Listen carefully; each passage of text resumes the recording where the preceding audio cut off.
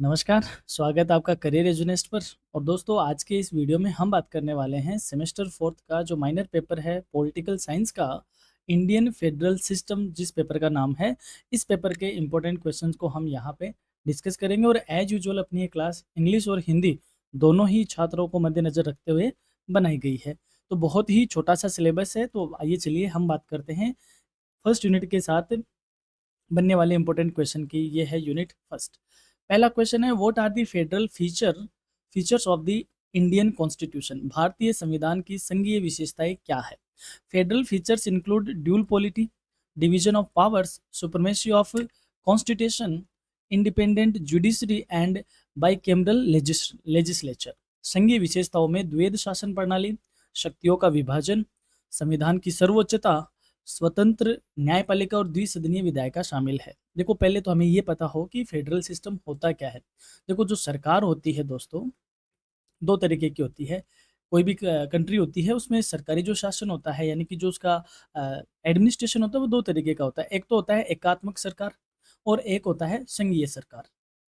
एकात्मक सरकार यानी यूनिटरी सिस्टम और एक होता है फेडरल सिस्टम। यूनिटरी सिस्टम में क्या होता है, एक ही गवर्नमेंट होती है, कोई स्टेट वगैरह नहीं होते, वही उसको एडमिन करती है। और फेडरल सिस्टम में क्या होती है, सेंट्रल गवर्नमेंट होती है और उसके बाद स्टेट में स्टेट गवर्नमेंट होती है। वो कौन सा होता है, संघीय होता है। अब संघीय में यानी फेडरल में क्या होता है, फेडरल में स्टेट की अलग वो होती है, सिटीजनशिप होती है, स्टेट की सेंटर की अलग होती है, जैसा यूएसए में होता है। लेकिन इंडिया ना तो एकात्मक है, यानी ना तो यूनिटरी है, ना वह फेडरल है। इंडिया क्या है, क्वासी फेडरल में आता है, यानी कि उसमें बहुत सारी चीज़ें जो फेडरल सिस्टम है उससे ली हुई है और कुछ चीज़ें आपको यूनिटरी से भी देखने को मिलेगी। जैसे सिंगल सिटीजनशिप है, ये फेडरल में नहीं होता, ऐसा यूनिटरी में होता है। तो फेडरल सिस्टम की क्या फीचर्स हैं इंडियन कॉन्स्टिट्यूशन में, तो हमने जाना ड्यूल पॉलिटी यानी कि द्वैध शासन प्रणाली, सेंटर में अलग है, स्टेट में अलग है। डिवीजन ऑफ पावर्स, शक्तियों का विभाजन किया हुआ है, सेंटर के पास अलग है, स्टेट के पास अलग है। सुप्रीमेसी ऑफ कॉन्स्टिट्यूशन, अपना जो संविधान है उसी को सर्वोच्च रखा गया है। इंडिपेंडेंट जुडिशरी, न्यायपालिका अपनी स्वतंत्र है। और बाइकेमरल लेजिस्लेचर, द्विसदनीय विधायिका अपने यहाँ पे है। तो ये इसकी विशेषताएं हैं। अगला क्वेश्चन है, mention two unitary feature of the Indian constitution. भारतीय संविधान की दो एकात्मक विशेषताओं का उल्लेख कीजिए। ए स्ट्रॉन्ग सेंट्रल गवर्नमेंट, मजबूत केंद्र सरकार का होना, एंड सिंगल सिटीजनशिप, एकल नागरिकता का होना। जैसे मैंने अभी कहा, जो यूनिटरी सिस्टम है यानी एकात्मक सरकार है, उसमें सेंट्रल गवर्नमेंट ही होती है। तो अगर हम कंपेयर करें स्टेट गवर्नमेंट और सेंट्रल गवर्नमेंट को, तो इंडिया में सेंट्रल गवर्नमेंट ज़्यादा मजबूत है स्टेट गवर्नमेंट के कंपेरिजन में। दूसरी चीज़, सिटीजनशिप इंडिया में एक ही है, चाहे वो कश्मीर से कन्याकुमारी हो या असम से राजस्थान के कोने में रहने वाला हो, कहीं का भी हो, वह इंडियन ही कहा जाएगा, यानी कि इंडियन ही उसके पास सिटीजनशिप होगी, स्टेट का रोल नहीं है। तो ये दो हमारी जो फीचर्स है, ये किसकी है, यूनिटरी सिस्टम की है। नेक्स्ट क्वेश्चन है, how does the division of powers reflect federalism in India. भारत में शक्तियों का विभाजन संघवाद को कैसे दर्शाता है। The constitution divides power into union, state and concurrent list, ensuring A federal character. संविधान शक्तियों को केंद्र, राज्य और संवर्ती सूचियों में बांटता है, जो कि संघीय चरित्र को दर्शाता है। यानी कि जो पावर्स है दोस्तों, वो तीन सूचियों में या तीन लिस्ट में हमारी डिवाइडेड है। एक है यूनियन लिस्ट, जिसको सेंट्रल लिस्ट भी कहते हैं।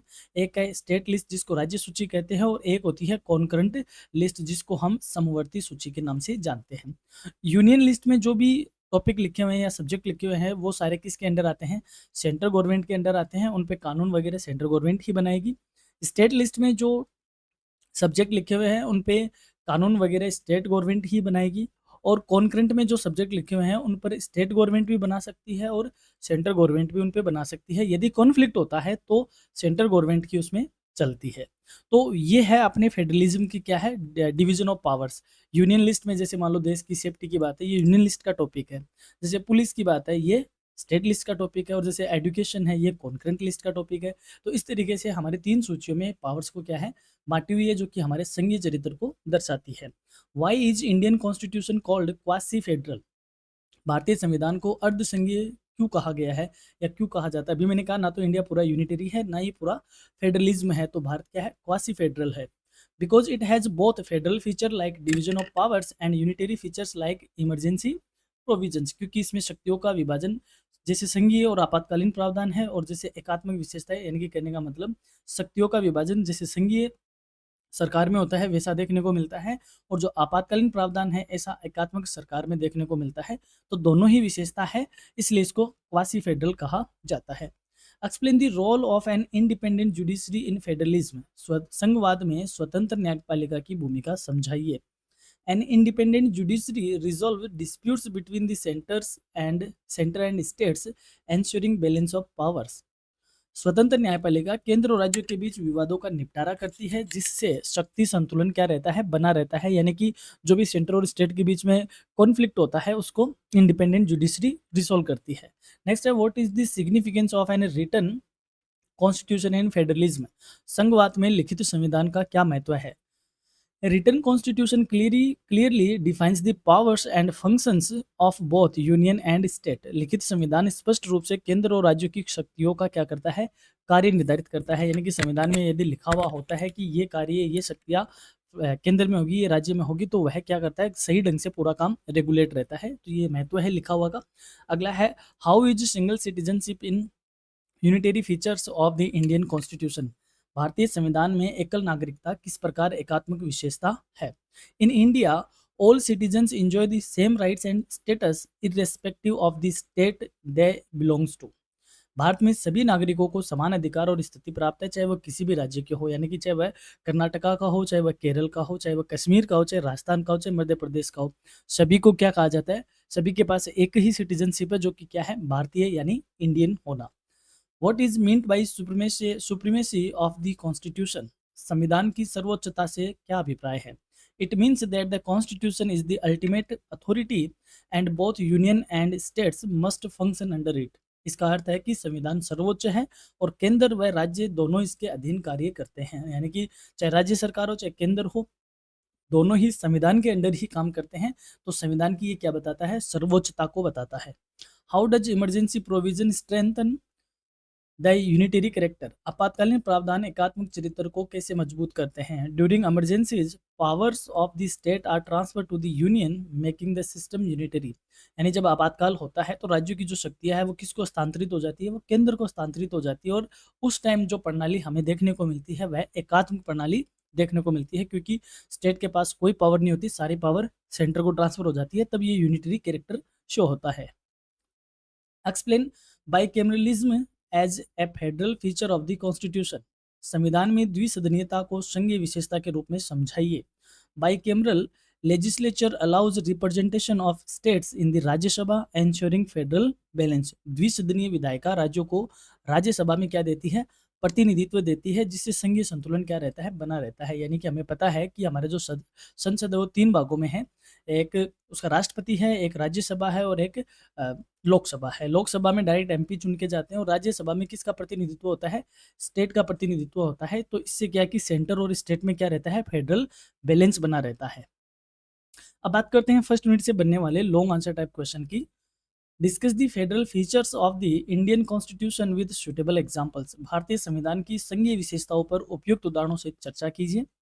Examine the unitary features of the Indian constitution. भारतीय संविधान की एकात्मक विशेषताओं का परीक्षण कीजिए। यानी कि आपका जो फेडरल सिस्टम वाला जो पेपर है, इसमें आपको फेडरलिज्म भी पता होना चाहिए और साथ में यूनिटेरिज्म का भी पता होना चाहिए। एग्जाम में आपसे दोनों में से कोई सा भी क्वेश्चन पूछा जा सकता है। Why is the Indian constitution called quasi federal, explain in detail. भारतीय संविधान को अर्धसंघीय क्यों कहा जाता है, इसका विस्तार से समझाइए। तो ये क्वेश्चन और भी ज़्यादा आपके लिए महत्वपूर्ण हो जाता है। अगला क्वेश्चन है, critically analyse the division of powers between the union and state under the Indian constitution. भारतीय संविधान में केंद्र और राज्यों के बीच शक्तियों के विभाजन का समालोचनात्मक विश्लेषण कीजिए। यानी कि जो हमारी तीनों लिस्ट है, state, union and concurrent, in list को आपको यहाँ पे डिटेल में डिस्कस करना होगा। अगला है, describe the role of judiciary in maintaining the federal spirit of the Indian constitution. भारतीय संविधान की संघीय भावना को बनाए रखने में न्यायपालिका की क्या भूमिका है, इसका वर्णन कीजिए। अगला क्वेश्चन है, evaluate the emergency provisions of the Indian constitution and there impact on federalism. भारतीय संविधान के आपातकालीन प्रावधानों का मूल्यांकन कीजिए और उनके संघवाद पर क्या प्रभाव है उसको स्पष्ट कीजिए। तो ये क्वेश्चन इमरजेंसी वाला भी आपके लिए एक अच्छा क्वेश्चन है इस यूनिट से, और फेडरलिज्म और यूनिटरी और क्वासी जुडिशियल दोनों आपके लिए इंपॉर्टेंट है। अब बात करते हैं एक ही और इम्पोर्टेंट डॉक्यूमेंट की। यदि अभी तक भी आपके पास ये पीडीएफ अवेलेबल नहीं है तो आप हमें इन नंबरों पर एक मैसेज कीजिए, पीडीएफ पीडीएफ लिख के हम आपको ये पीडीएफ प्रोवाइड करवा देंगे। अब ये पीडीएफ आपके लिए क्यों ज़रूरी है? क्योंकि अभी आपकी एग्ज़ाम बहुत ज़्यादा बाकी पड़ी है। तो जैसे आप कोई भी सेमेस्टर के हो, सेकंड के हो या फोर्थ के हो, तो हमने इनमें सारी क्लासों को यहाँ पे एडजस्ट किया है। और जैसे आपका बीएससी पेपर है स्वच्छ भारत पर्सनैलिटी डेवलपमेंट, तो आपको कुछ नहीं करना, बस इस प्ले बटन पे क्लिक करना है। जैसे आप क्लिक करोगे आप डायरेक्ट कहाँ जाओगे, यूट्यूब पर क्लास में ज्वाइन हो जाओगे। तो आपको इधर उधर क्लास के लिए नहीं भटकना पड़ेगा और सीधे आपके हाथ में ही वन क्लिक से आप क्लास में पहुंच पाओगे। अब चाहे स्टूडेंट आप BA, BSc, BCom, BBA, BCA किसी की भी स्टूडेंट हो, कोई भी आपकी एग्जाम हो, ये पीडीएफ आपके लिए बड़ी ही मददगार साबित होगी। तो आप इसको प्राप्त करना चाहते हो तो दिए गए नंबरों पर एक व्हाट्सअप छोड़ दीजिए, हम आपको ये अवेलेबल करवा देंगे। अब बात करते हैं यूनिट सेकंड की। What are the administrative relations between centre and state? केंद्र और राज्यों के बीच प्रशासनिक संबंध क्या है? Administrative relation define how the centre assist the controls the states in executing laws and policies. प्रशासनिक संबंध ये बताते हैं कि केंद्र किस प्रकार राज्यों की सहायता और नियंत्रण करता है ताकि कानून व नीतियां क्या हो सके, लागू हो सके। यानी कि हमारे ऊपर क्या है, स्टेट गवर्नमेंट, और उसके अंडर कौन सी गवर्नमेंट काम करती है, स्टेट गवर्नमेंट्स काम करती है। तो सेंट्रल गवर्नमेंट किस तरीके से इनको रेगुलेट करता है या कंट्रोल करता है और किस तरीके से इनको असिस्ट करता है, कैसे तो इनको सहायता करता है और कैसे इनका नियंत्रण करता है, तो ये बताता है कि जो सेंटर के कानून होते हैं, नीतियाँ होती है, वो किस तरीके से स्टेट में अप्लाई हो पाएगी। तो इस रिलेशन को बोलते हैं administration relation between centre and state. अगला क्वेश्चन है, mention two legislative relations between centre and state. केंद्र और राज्यों के बीच दो विधायी संबंध बताइए। Legislative relation including distribution of powers through union, state and concurrent list. विधायी संबंधों में शक्तियों का वितरण केंद्र, राज्य और समवर्ती सूचियों के माध्यम से किया जाता है। यानी कि जो भी सब्जेक्ट होते हैं वो सब्जेक्ट इन लिस्टों में ही पहले से लिखे हुए हैं, जो कॉन्स्टिट्यूशन में है अपने ऑलरेडी, ताकि इनसे क्या होता है, जो पावर्स है उनका प्रॉपर क्या हो सके, डिस्ट्रीब्यूशन हो सके और कॉन्फ्लिक्ट ना हो। नेक्स्ट है, what is the role of union list in legislative relations. विधायी संबंधों में संघ सूची की क्या भूमिका है? अब जो यूनियन लिस्ट है वो किसके अंडर आती है, वो सेंट्रल गवर्नमेंट के अंडर आती है। The union list contains subjects on which only parliament can make laws showing central dominance. संघ सूची में वे विषय शामिल है जिन पर केवल संसद ही कानून बना सकती है, जो केंद्र की प्रधानता को दर्शाता है। यानी कि यूनियन लिस्ट में जो भी सब्जेक्ट लिखे हुए हैं उन पर जो कानून बनाएगी सेंट्रल गवर्नमेंट बनाएगी, यानी कि पार्लियामेंट ही उन पर कानून बना पाएगी। ठीक उसी हिसाब से, how is the state list important in federalism. संघवाद में राज्य सूची का क्या महत्व है? The state list empowers states to make laws on local matters like police, health and agriculture. राज्य सूची राज्यों को पुलिस, स्वास्थ्य और कृषि जैसी स्थानीय विषयों पर कानून बनाने का क्या देती है, अधिकार देती है। यानी कि जो स्टेट लिस्ट है, जैसे पंचायती राज है, पंचायती राज कौन सी लिस्ट का है, स्टेट लिस्ट का टॉपिक है। तो इस पर जो कानून बनाने के अधिकार वगैरह होते हैं वो किसके पास होते हैं, राज्य सरकार के पास होते हैं। और भी जो पुलिस है, हेल्थ है, एग्रीकल्चर है, वो सब इसी में आते हैं। ठीक इसी हिसाब से एक और होती है, explain the significance of the concurrent list. समवर्ती सूची का महत्व बताइए। Both centre and state can legislate on concurrent subjects but union law prevails in case of conflict. समवर्ती विषय पर केंद्र और राज्य दोनों ही कानून बना सकते हैं, परंतु यदि टकराव की स्थिति होती है तो केंद्र का कानून क्या होगा, प्रभावी होगा। यानी कि कॉन्करेंट लिस्ट में जो टॉपिक होते हैं, जैसे एजुकेशन है, तो एजुकेशन पे स्टेट गवर्नमेंट भी कानून बनाती है और सेंट्रल गवर्नमेंट भी बनाती है। यदि इन दोनों के बीच कोई कॉन्फ्लिक्ट वाली सिचुएशन होती है तो डेफिनेट सी बात है, क्योंकि अपना जो गवर्नमेंट है वो सेंट्रल गवर्नमेंट डोमिनेटेड है, तो सेंट्रल गवर्नमेंट का ही कानून ज़्यादा प्रभावी होगा। अगला क्वेश्चन है, what are the financial relations between centre and state. केंद्र और राज्यों के बीच वित्तीय संबंध क्या है? Financial relation involve distribution of revenues, grant in aids, and recommendations of financial commission. वित्तीय संबंधों में राजस्व का बंटवारा, सहायता, अनुदान और वित्त आयोग की सिफारिशें शामिल होती है। अब देखो इसको समझो, क्या होता है ये फाइनेंशियल रिलेशन। यानी अपना जो सरकार है या अपना जो इंडिया का सिस्टम है उसमें तीन तरीके की सरकार काम करती है। मेजरली हम केंद्र सरकार, राज्य सरकार को लेते हैं, और जो तीसरी सरकार है वो कौन सी है, लोकल गवर्नमेंट यानी स्थानीय सरकार। अब क्योंकि बड़े बड़े टैक्स से सरकार का रेवेन्यू किससे आता है, टैक्स से भी आता है, सरकार का रेवेन्यू फीस से भी आता है, कई तरीके से सरकार को रेवेन्यू जनरेट होता है, तो मोटा मोटा रेवेन्यू किसके पास जाता है? केंद्र सरकार के पास जाता है। तो केंद्र सरकार के पास ज़्यादा रेवेन्यू है। अब वह क्या करती है, अपने इस रेवेन्यू को अपने स्टेट में क्या करेगी, डिस्ट्रीब्यूट करेगी। तो केंद्र सरकार का और राज्य सरकार का जो फाइनेंशियल रिलेशनशिप होते हैं कि इनमें कितना डिस्ट्रीब्यूशन करना चाहिए, कहाँ से किस तरीके से होगा, इसी रिलेशन को क्या बोलते हैं? फाइनेंशियल रिलेशन बोलते हैं। अब अपने संविधान की ये खूबसूरती है कि इन दोनों के बीच में एक कमीशन बनाया है जिसका नाम क्या है? वित्त आयोग, यानी फाइनेंस कमीशन, जिसका जो प्रोविजन है वो आर्टिकल 280 में होता है, यानी कि 280 में होता है। 280 आर्टिकल फाइनेंस कमीशन को कॉन्स्टिट्यूट करने के लिए बोलता है। तो आपके लिए ये आर्टिकल भी जरूरी है, याद रखना। तो finance commission president of India क्या करता है? बनाता है। कितने साल के लिए बनता है? 5 साल के लिए बनता है। अब तक कितने कंप्लीट हो चुके हैं? 15 कंप्लीट हो चुके हैं। अभी कौन सा चलने वाला है? 16वां चलने वाला है। 16वां के जो अध्यक्ष है वो कौन है? डॉक्टर अरविंद पनगड़िया जी है, जो नीति आयोग के भी हुआ करते थे शुरुआत में। तो ये फाइनेंस कमीशन सेंट्रल गवर्नमेंट को रिकमेंड करता है कि आपको इतना परसेंट किनको दे देना है? स्टेट गवर्नमेंट को दे देना है। तो इसी हिसाब से स्टेट और लोकल गवर्नमेंट के बीच में कौन सा कमीशन का काम करता है? स्टेट फाइनेंस कमीशन काम करता है। हालांकि आपके सिलेबस में स्टेट वाला नहीं है, आपके सिलेबस में सिर्फ और सिर्फ कौन सा है? यूनियन फाइनेंस कमीशन है। तो हमने एक बात करी केंद्र और राज्य सरकार के बीच फाइनेंशियल रिलेशनशिप की, जहाँ पे कौन आता है बीच में? फाइनेंस कमीशन आता है, जिसमें क्या क्या होता है? केंद्र सरकार द्वारा रेवेन्यू राज्यों को देना, केंद्र सरकार द्वारा अनुदान यानी ग्रांट इन एड देना, और केंद्र सरकार द्वारा फाइनेंस कमीशन की रिकमेंडेशन को ध्यान में रखना। अब बात करते हैं अगले क्वेश्चन की, what is the role of finance commission in centre state relations? केंद्र राज्य संबंधों में वित्त आयोग की क्या भूमिका है? तो अभी हमने देखा, the finance commission recommends distribution of financial resources between the union and state. वित्त आयोग केंद्र और राज्यों के बीच वित्तीय संसाधनों के वितरण की क्या करता है? सिफारिश करता है। यानी कि जो फाइनेंस कमीशन होता है वो सेंट्रल गवर्नमेंट को रिकमेंड करता है कि आपको इतना परसेंट किसको दे देना चाहिए? स्टेट गवर्नमेंट को दे देना चाहिए। तो ये रोल होता है उसका रिकमेंडेशन के लिए। नाउ नेक्स्ट क्वेश्चन है, how does article 356 affect central state administrative relations? अनुच्छेद 356 केंद्र राज्य प्रशासनिक संबंधों को कैसे प्रभावित करता है? Article 356 allows president's rules in state giving centre direct control in exceptional cases. अनुच्छेद 356 राज्यों को राष्ट्रपति शासन की अनुमति देता है, जिससे विशेष परिस्थितियों में केंद्र का सीधा क्या हो जाता है?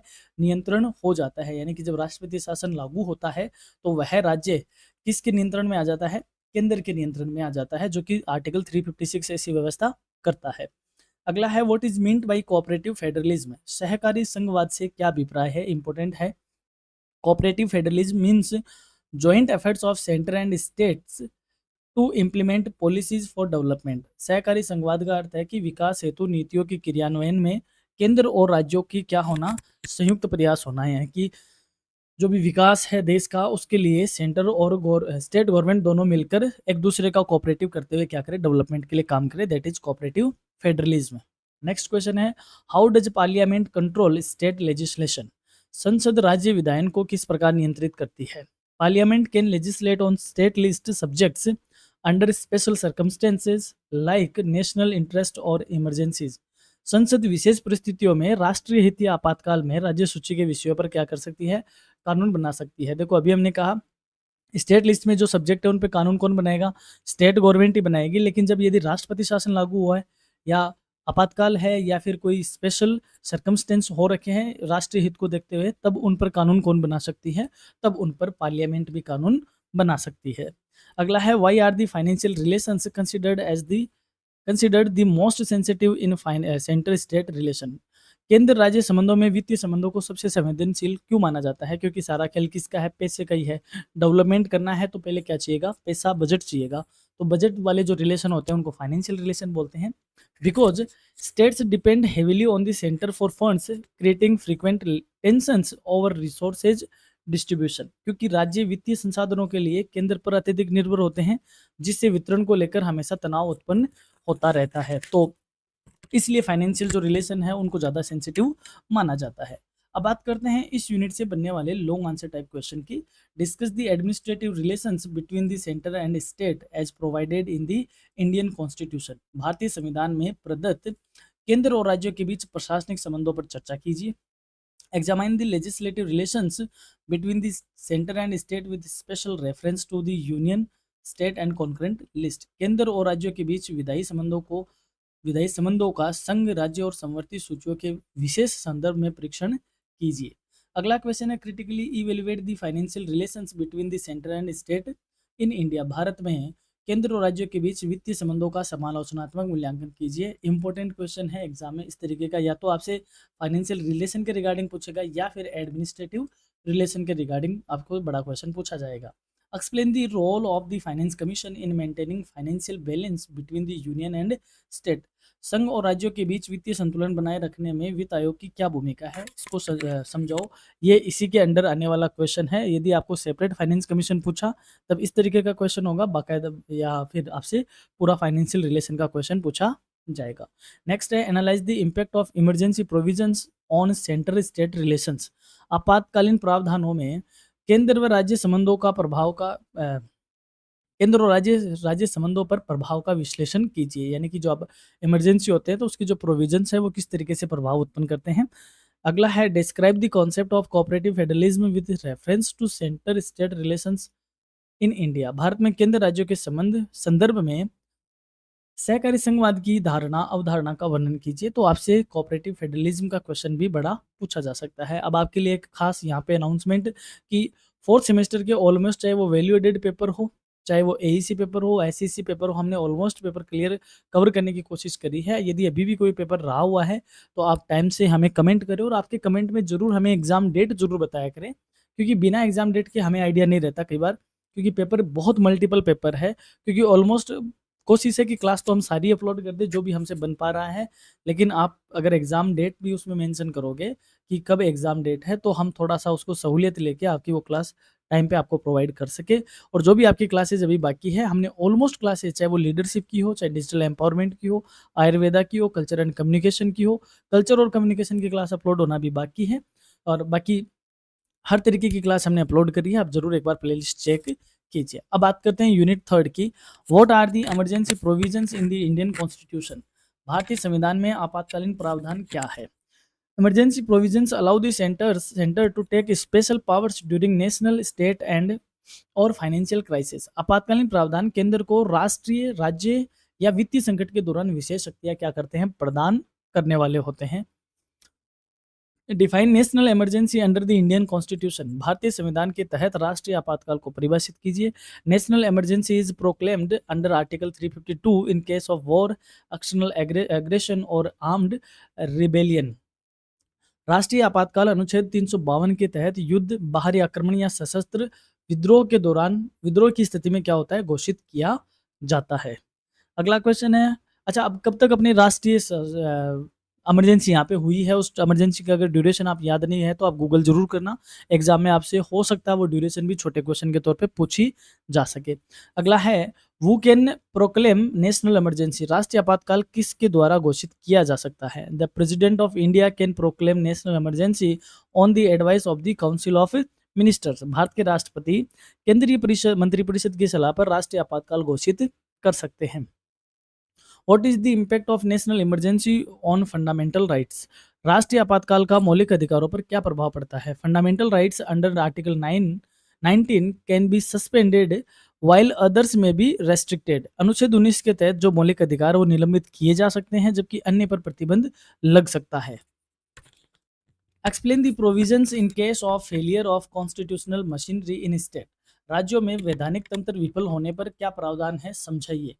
Under Article 356, President's rule can be imposed if a state government fails to function as per the Constitution. अनुच्छेद 356 के तहत राष्ट्रपति शासन लागू किया जा सकता है यदि सरकार संविधान के अनुसार कार्य करने में क्या हो रही हो, विफल हो रही हो। यदि आपसे स्पेशल में राजस्थान के रेफरेंस में ये पूछा जाए तो जरूर इस क्वेश्चन को याद रखिए, क्योंकि राजस्थान में राष्ट्रपति शासन 2-3 बार लागू हुआ है, तो आप उसकी भी ड्यूरेशन जरूर याद रखिए। How is the presidents rule imposed in A state. Bharat राज्य में राष्ट्रपति शासन कैसे लागू किया जाता है। The president issue A proclamation after receiving A report from the governor of the state.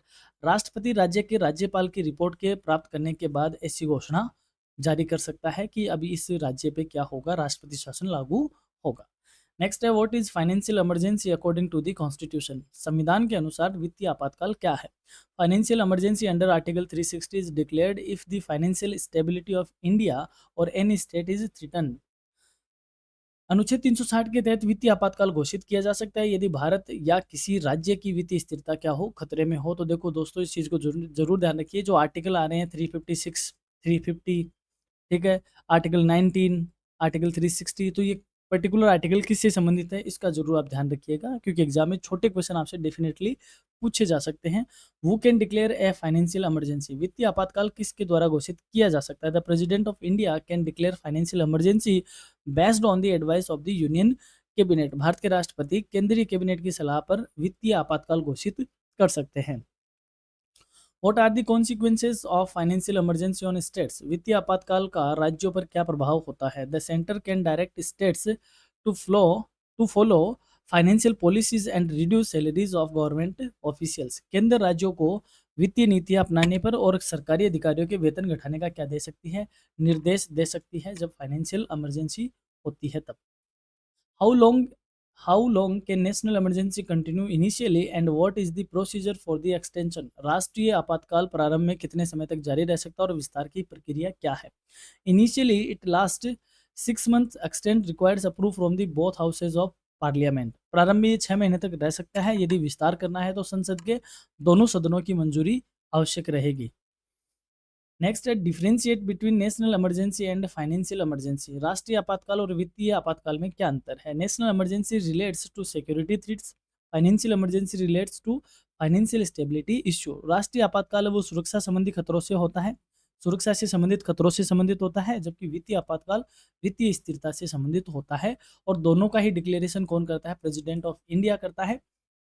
राष्ट्रीय आपातकाल वह केंद्रीय मंत्रिपरिषद की सलाह पे करता है, जबकि वित्तीय आपातकाल वह कैबिनेट से ही करता है। और जब राष्ट्रपति शासन लागू होना होता है किसी राज्य में, तब वह राज्य के राज्यपाल की रिपोर्ट के बेस पे करता है। अगला क्वेश्चन है, अब बात करते हैं इस यूनिट से बनने वाले लॉन्ग आंसर टाइप क्वेश्चन की। कौन से क्वेश्चन है जो आपके लिए एग्जाम में खास रहेंगे? पहला है explain the concept of national emergency and it's provisions under the Indian constitution. राष्ट्रीय आपातकाल की अवधारणा और भारतीय संविधान के तहत इसके प्रावधानों को समझाइए। Analyse the provisions for the failure of constitutional machinery in states and the role of president's rule. राज्यों में संवैधानिक तंत्र विफल होने के प्रावधानों को और राष्ट्रीय शासन की भूमिका का विश्लेषण कीजिए। Discuss the financial emergency under article 360 and its impact on central state relations.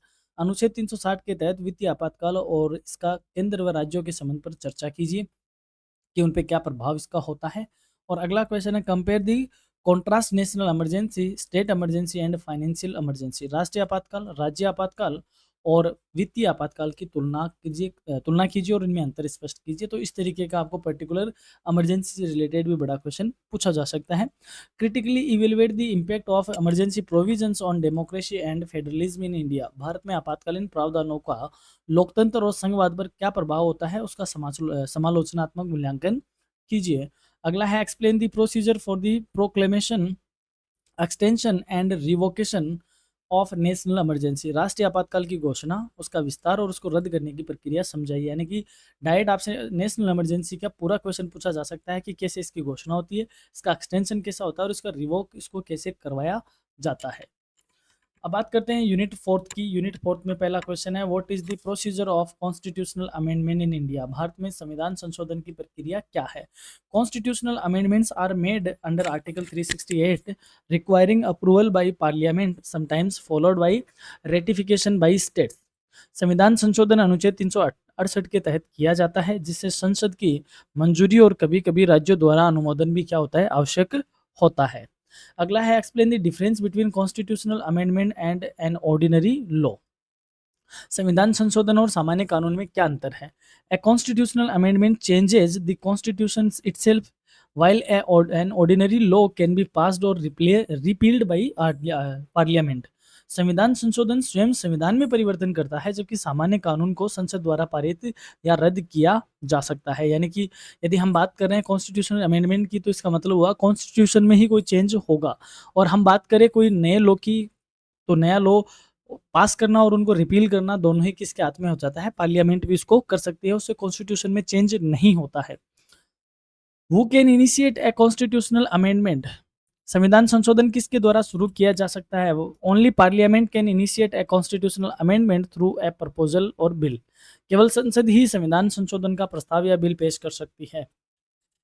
What is the meant by the ratification of constitutional amendment by states, राज्य द्वारा संविधान संशोधन के अनुमोदन से क्या अभिप्राय है। सम amendments require at least half of the state legislature to approve the change, कुछ संशोधनों में कम से कम आधे राज्य विधानसभाओं का अनुमोदन आवश्यक होता है, तो उसको बोलते हैं कॉन्स्टिट्यूशनल अमेंडमेंट बाय स्टेट। अगला क्वेश्चन है, define the concept of the basic structure of the constitution, संविधान की मूल संरचना की अवधारणा को परिभाषित कीजिए।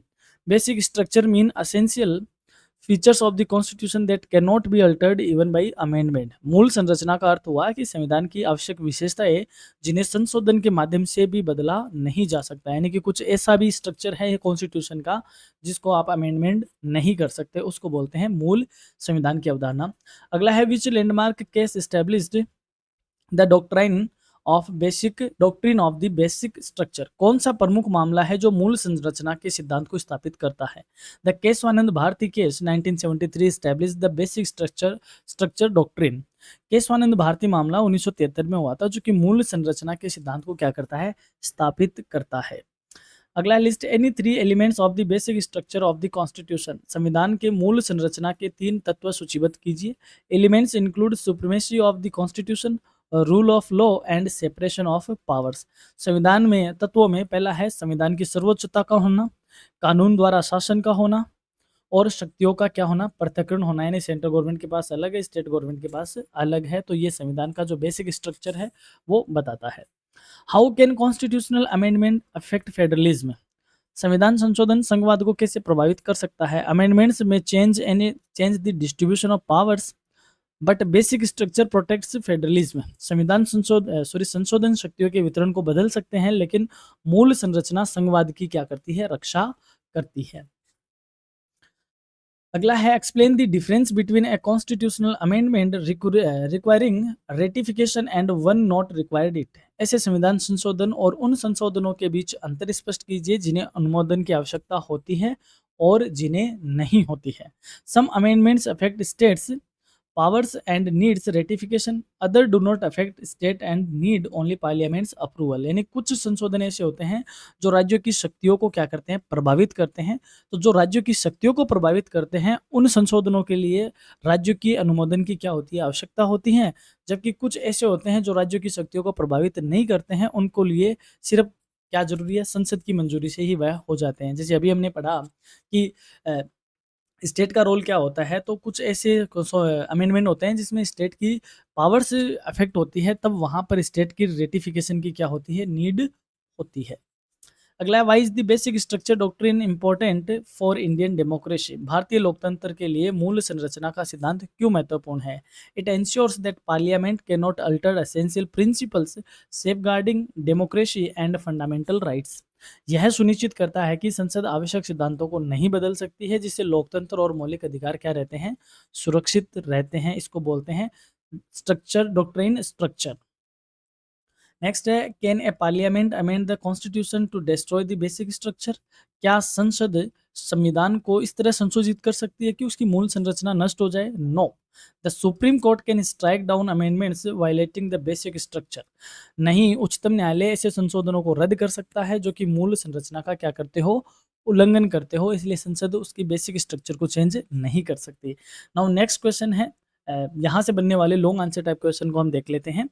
पहला है, explain the procedure of constitutional amendment in India including the role of parliament and state, Bharat में संविधान संशोधन की प्रक्रिया समझाइए जिसमें संसद और राज्यों की क्या हो, भूमिका भी शामिल हो। इंपॉर्टेंट क्वेश्चन लगा लो, ये एग्जाम के लिए काफ़ी ज़्यादा महत्वपूर्ण है। Discuss the difference between constitutional amendments that require ratification by state and those that do not, ऐसे संविधान संशोधनों के बीच अंतर पर चर्चा कीजिए जिन्हें राज्यों द्वारा अनुमोदन की आवश्यकता होती है और जिन्हें नहीं होती है। यानी कि अभी हमने कहा कि जो स्टेट की पावर को अफेक्ट करता है उसमें राज्य की रेटिफिकेशन की नीड होती है, जो नहीं करता उसमें ऐसी नीड नहीं होती है। Analyse the concept of basic structure of the constitution and its importance in protecting Indian democracy. संविधान की मूल संरचना की अवधारणा और भारतीय लोकतंत्र की सुरक्षा में इसके महत्व का विश्लेषण कीजिए। Next, explain the Keshavananda Bharati case and its contribution to the basic structure doctrine. Keshavananda Bharati मामले में मूल संरचना सिद्धांत में इसके योगदान को समझाइए। ये क्वेश्चन भी आपसे पूछा जा सकता है। और एक क्वेश्चन है, critically examine how constitutional amendments can impact federalism in India. भारत में संविधान संशोधन संघवाद को कैसे प्रभावित कर सकते हैं, इसका समालोचनात्मक परीक्षण कीजिए। नेक्स्ट है, evaluate the limitations on parliament's power to amend the constitution in light of the basic structure doctrine. मूल संरचना सिद्धांत के प्रकाश में संसद की संविधान संशोधन शक्तियों की सीमाओं का मूल्यांकन कीजिए। यानी कि संसद जैसे संविधान संशोधन करती है तो अमेंडमेंट करते टाइम भी उसकी क्या लिमिटेशन, यानी किन चीज़ों को वह नहीं कर सकती है अमेंडमेंट, उसके बारे में आपसे यहाँ पूछा गया है। तो ये थी दोस्तों अपना पॉलिटिकल साइंस के माइनर पेपर की सेमेस्टर 4 की क्लास। यहाँ तक आपने वीडियो देखा इसके लिए बहुत बहुत धन्यवाद। हमारी ओर से आपको एग्जाम के लिए ऑल द बेस्ट। यदि आप चैनल पर नए हो तो आप जरूर चैनल सब्सक्राइब करें, क्योंकि बहुत सारे स्टूडेंट ऐसे हैं जो वीडियोस देखते हैं, क्लासेस देखते हैं, सब्सक्राइब नहीं करते। तो ये आपसे एक रिक्वेस्ट है कि आप क्लासेस में बनते हो तो जरूर आप सब्सक्राइब करें और इस क्लास को अपने दोस्तों के साथ शेयर करें। कोई क्वेरी हो तो आप हमसे व्हाट्सएप पे कांटेक्ट कर सकते हो। धन्यवाद यहाँ तक साथ बने रहने के लिए। All the best.